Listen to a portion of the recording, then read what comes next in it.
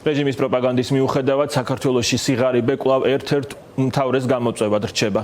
ირკვევა, რომ ქვეყანაში 2024-ში გასულ წელთან შედარებით ბავშვთა სიღარიბე 6%-ით გაიზარდა.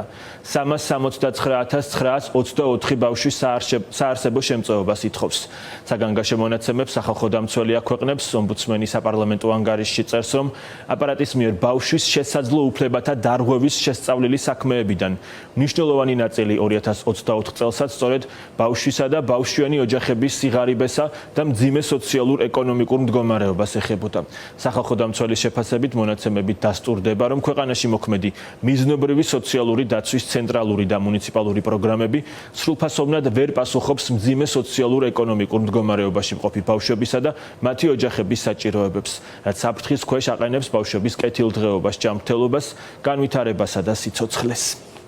ეს არის ძალიან მნიშვნელოვანი ინდიკატორი. ზუსტად ეს არის ინდიკატორი, რამდენად ქვეყანა სწორად ვითარდება. შესაბამისად, ჯოხი კამფეტი ენატრება. გამშობელს არა აქვს იმის საშუალება, რომ ეს იყიდოს.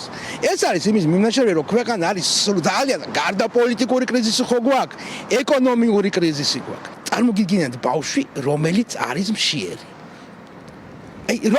რა განვითარებაზე უნდა ვისაუბროთ? როდესაც ეს ფსევდომთავრობა და მიტაცებული პარლამენტი საუბრობენ, რომ ჩვენ ეკონომიური ზრდა გვაქვს და კიდევ დაგეგმილია რა რომელ ეკონომიურ ზრდაზე? ბიზნეს გამდიდრებაზე. კაიროს ადამიანის უფლებათა კომიტეტი